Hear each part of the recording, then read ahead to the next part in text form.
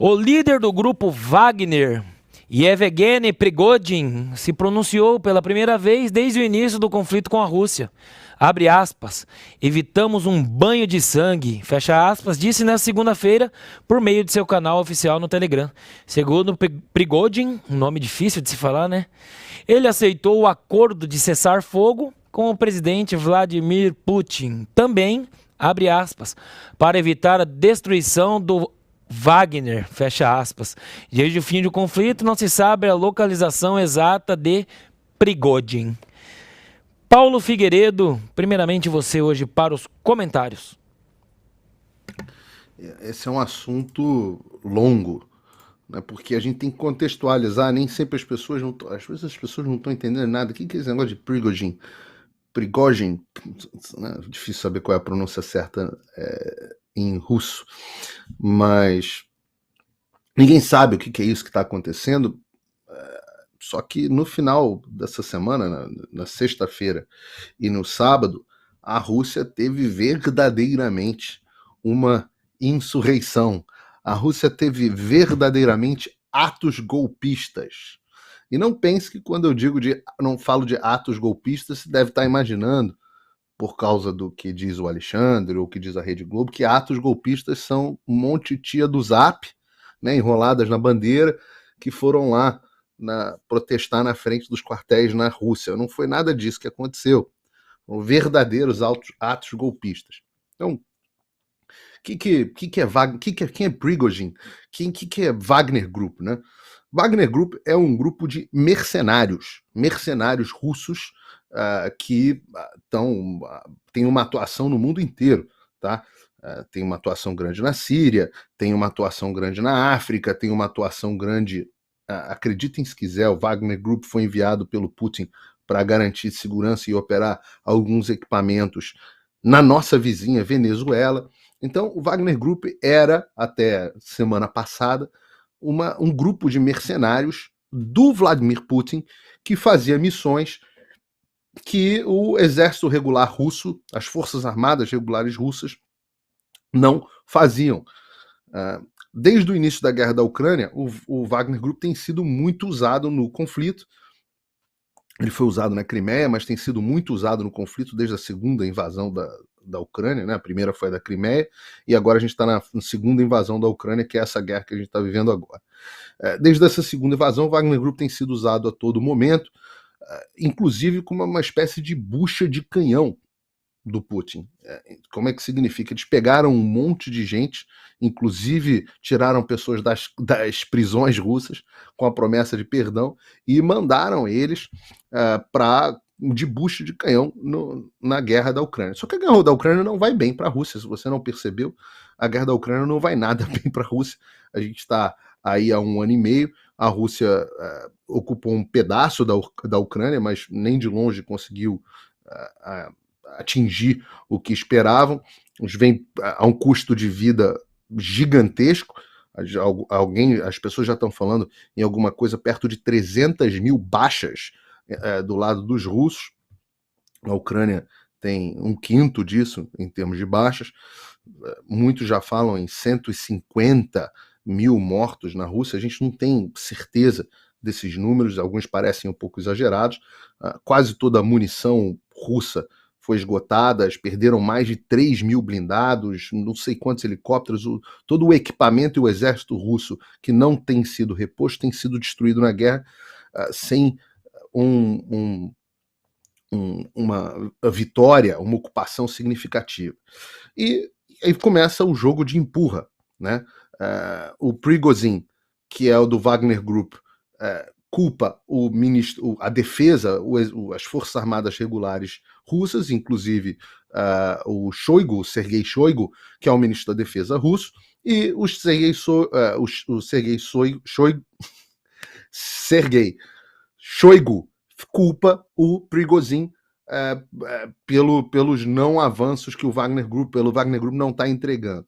Essa tensão foi aumentando até o ponto de que já a descoordenação entre as duas forças russas era completa e existia uma ideia de que o Wagner Group acabaria sendo incorporado de alguma forma ao exército russo ou pelo menos integrado nas suas ações. Eu estou explicando tudo isso para as pessoas entenderem o contexto do que começou a acontecer há alguns dias. Começou troca de farpas entre um e outro, até que, na semana passada, o líder desse grupo de mercenários, o Wagner Group, começou a dizer que que começou a desmentir toda a propaganda russa, dizendo justamente o que eu estava dizendo aqui, o quanto que os russos já tiveram de baixas, os quantas pessoas que já morreram na guerra, os problemas que estavam causando a essa falta de avanço russo, a falta de equipamentos, a corrupção dentro do exército,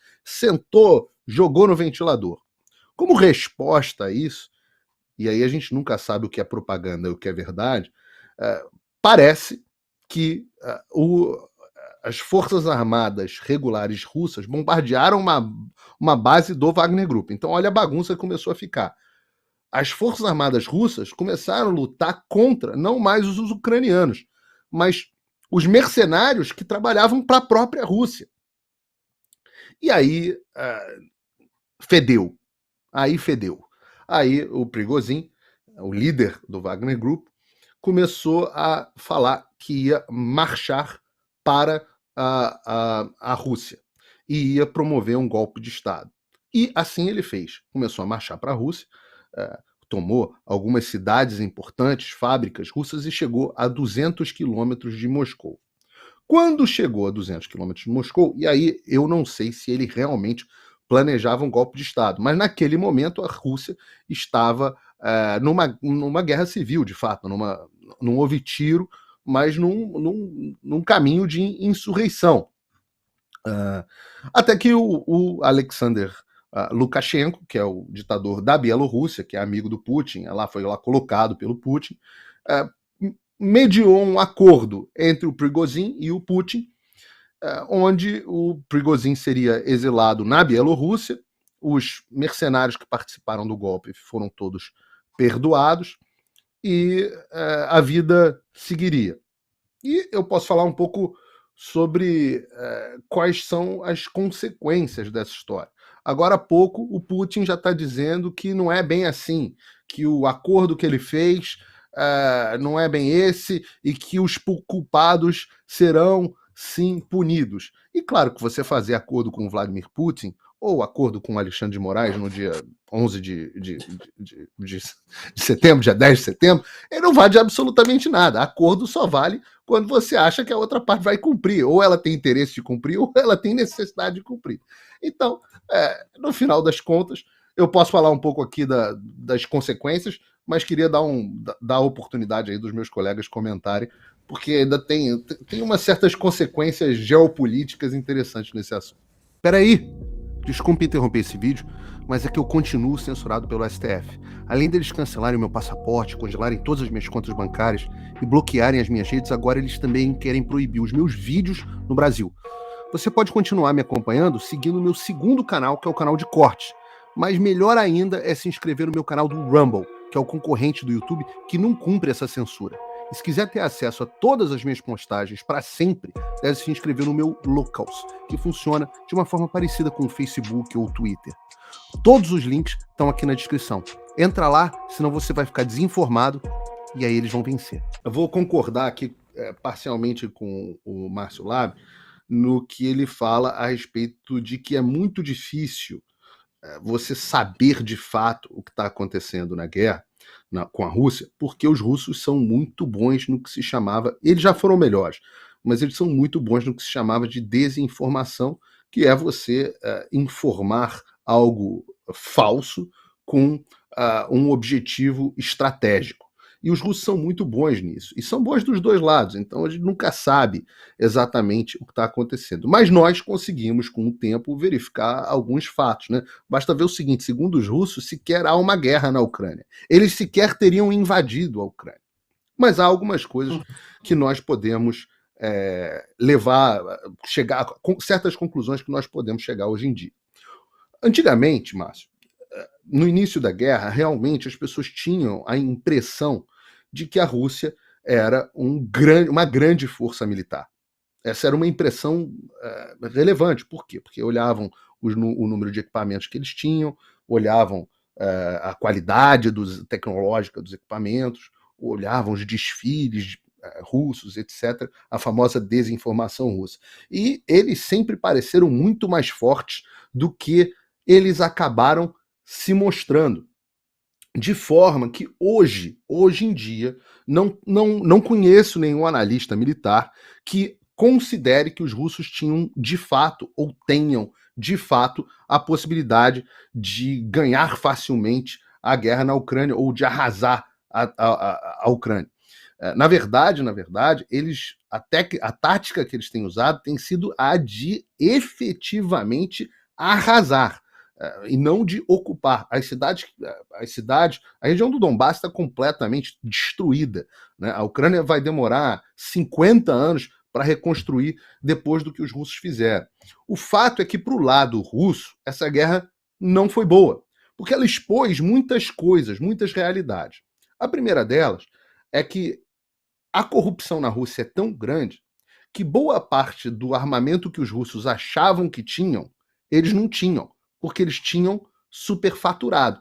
Então, isso apareceu muito ao longo da guerra. Os caras achavam que tinham colete, quando foram ver os coletes que tinham vendido para eles eram colete de paintball. Tinham cobrado colete de verdade, os generais russos tinham desviado a grana e estavam usando lá colete de paintball. Um monte de equipamento russo que eles fingiam que davam manutenção, os contratos de manutenção eram absolutamente fraudulentos. Então, estava tudo caindo aos pedaços.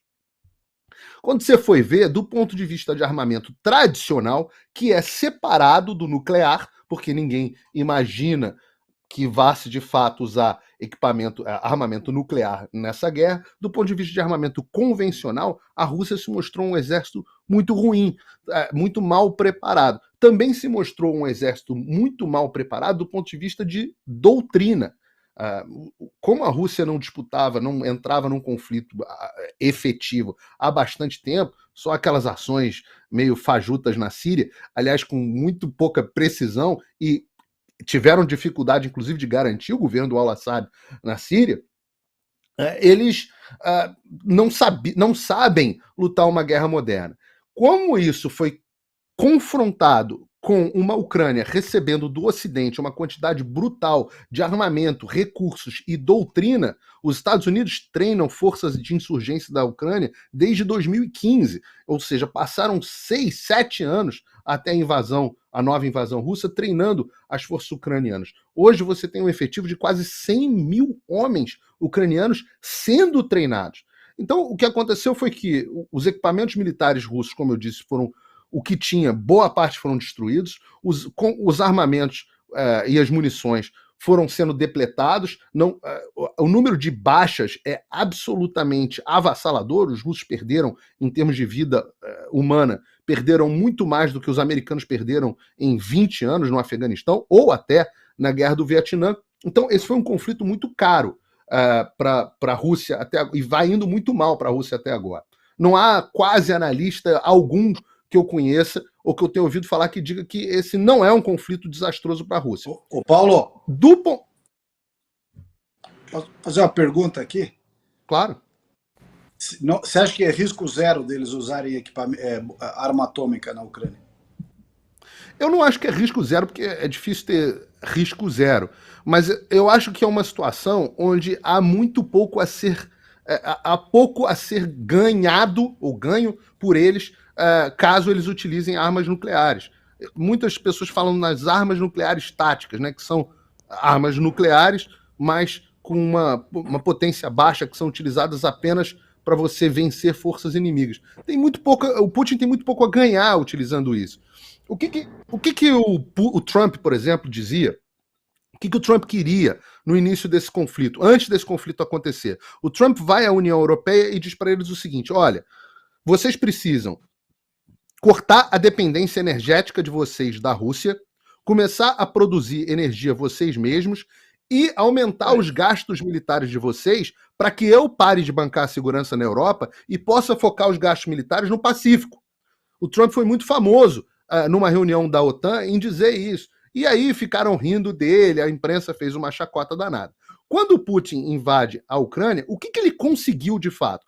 além de dizimar o grande estrategista Putin, além de dizimar a economia russa, além de dizimar o exército russo, ele conseguiu que a União Europeia fizesse exatamente o que o Trump queria, reduzisse a dependência energética da Rússia, aumentasse a própria produção energética e também o consumo dos próprios Estados Unidos e aumentasse o gasto militar. Tudo isso foi feito graças à invasão russa, claro, e além disso a gente está falando dos novos membros dos países nórdicos se juntando à OTAN. Então tudo que o Putin queria com essa guerra, até agora aconteceu o contrário.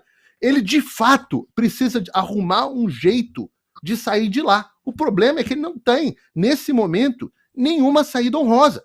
Porque o Zelensky continua recebendo armamento e dinheiro do Ocidente que nem um louco, continua muito bem na opinião pública e na comunidade internacional, inclusive atendendo os interesses globalistas todos, e ele não tem incentivo também em chegar a um acordo. Então nenhum dos dois lados tem um caminho. Apesar do Lula dizer que vai resolver tudo com uma cervejinha no bar, nenhum dos dois tem um caminho geopolítico para ter uma solução. Eu não acho, não me parece o caso, eu estou acompanhando há bastante tempo as tensões entre o Shoigu e o Prigozhin, entre o ministro da Defesa russo e o líder do Wagner Group, eu não acho que isso tenha sido um mise-en-scène. Não tem como saber, é impossível saber. Mas eu não acho que isso tenha sido um mise-en-scène. Eu acho muito mais provável que o Prigozhin acabe tropeçando e caindo da janela do 13º andar por acidente, ou acabe tomando um chazinho de polônio, como os adversários do Putin costumam fazer, do que efetivamente eles estejam jogando golfe juntos, como bons amigos. Por quê? Porque no final da história, o grande problema dessa ação do final de semana, e eu vi isso ser muito pouco ser noticiado, é que quando o Prigozhin começou essa revolução, independente dele achar que ele ia conseguir ou não, independente de ter dado tiro ou não, muita gente aderiu. Todos os soldados do Wagner Group aderiram, e há relatos de muita gente do exército tradicional russo aderindo. Inclusive, pelo menos uma parte do grupo de defesa antiaéreo russo, que é o mais importante na defesa da Rússia. Então, no final das contas, o Putin acabou muito desmoralizado com essa história. Ora, quem é o ditador? Primeiro, como é que fica o nível de confiança e lealdade dele nas tropas e nas tropas dele e nos seus comandantes? Como é que fica a situação da confiança? Que tipo de ditador consegue ficar numa posição onde planejam um golpe contra ele e as pessoas saem bem? A liderança do Putin sai muito mas então por que o Prigozhin tirou o time de campo também tão há fácil? outras consequências na própria guerra. A desestabilização das forças e da logística na guerra. Nos últimos dias, no final de semana, os russos tiveram que se remobilizar para defender Moscou. Então, há consequências negativas práticas na guerra nesse sentido. E agora já está o Prigozhin, que ficou numa posição de fraqueza, uma vez que as forças saíram dizendo que não, eu nunca planejei um golpe de Estado, e ao mesmo tempo o Putin meio que dizendo, não, eu fiz esse acordo, mas isso é deslealdade, e essas pessoas vão sim pagar as consequências. Ou seja, dizendo que o acordo que ele fez já não é bem acordo. Então, não me parece, eu não estou... De novo, tudo na Rússia é possível de ser mentira. Mas não me parece, pelos fatos e pelas consequências, não me parece que isso tenha sido um grande mise-en-scène. Mas por que o Prigozhin tirou o time de campo tão fácil, tão rápido, de maneira tão célere, já que havia uma animosidade em relação ao Putin dentro das próprias tropas militares da Rússia? Isso que eu não consegui entender. Eu explico o que eu acho que aconteceu, Adriles. O que estava acontecendo? Já havia uma expectativa de que o Wagner Group o grupo do Prigozhin, fosse completamente desmobilizado ou incorporado ao exército russo a partir de 1º de julho. Já existiam, isso já circulava, inclusive na imprensa, na comunidade internacional de inteligência, etc, etc. O Prigozhin, quando ele faz o que ele fez, ele simplesmente passa a negociar de uma posição de força. Se ele tivesse sido desmobilizado, com as críticas que ele já vinha fazendo ao Ministério da Defesa, ao Ministro da Defesa e até ao próprio Putin, ao exército russo, ele corria enorme risco de ser preso e executado. Quando ele faz o que ele fez, ele passa a negociar numa posição de força e, com isso, conseguiu perdão para todos os membros do Wagner Group e o próprio dele mesmo. A ação criminal contra ele foi arquivada e ele conseguiu um acordo de exílio na Bielorrússia. Mas ô Paulo, você acabou de dizer que é provável que ele tome um chazinho de polônio ou caia numa escada. Você sabe como é que o Putin mobiliza todo tipo de oposição que há com ele lá? Eu acho que é meio temerário ele se colocar na eu também acho. Poder, eu acho que fazer agora com o Putin ditador. Mas ele ia acabar sofrendo alguma consequência certa. E ele partiu para uma negociação numa posição de força. Não tem nenhum cenário bom, Adrilles, onde você brigue com o Vladimir Putin. Principalmente se você for russo. Não tem nenhum cenário bom. Ele acabou com um cenário menos pior. Eu acho que ele sabe, e era muito difícil, que ele de fato fosse conseguir dar um golpe e tomar o poder de fato, tomar o Kremlin e tomar Moscou. Todo mundo sabe que se você quiser dar um golpe para efetivamente tomar o poder, o que você precisa são de tias do Zap enroladas em bandeiras do Brasil. Você precisa de pessoas acampadas dentro do QG. Se for para dar um golpe sério, é isso que você faz. Entende? Destrói. Aí se destrói uma peça do Portinari. Pronto. Que governo que aguenta uma coisa dessa? Entendeu? Chama um repórter da Reuters para tirar uma fotografia. É assim que se dá golpe sério. O Prigozhin não tinha a menor chance com 40 mil homens armados e tanques. Não tinha. Golpe se dá com... A gente tinha que ter chamado... Se o Bolsonaro ainda tivesse no poder, a gente chamava as tias dos grupos de Zap. Elas iam fazer pix pro Prigozhin. E o Prigozhin ia dar o golpe e estava resolvido o problema. Infelizmente, só tinha o Wagner Group. Vamos lá, agora... Para quem não entendeu toda a ironia que eu fiz até agora, não sei o que dizer. Oi, tudo bem? Essa altura você já deve estar sabendo que censuraram e desmonetizaram todas as minhas redes sociais no Brasil, além de bloquearem minhas contas bancárias e até cancelarem meu passaporte. Então, se você gosta do meu trabalho e acha que vale a pena apoiá-lo para que ele continue, eu te convido para clicar no link aqui embaixo e acessar o meu Locals. Lá você tem acesso de graça a todas as minhas postagens, sem censura, mas também tem conteúdo exclusivo para membros pagos.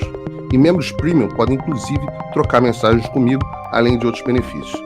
Dê voz a quem te dá voz, que a gente não vai parar. Obrigado.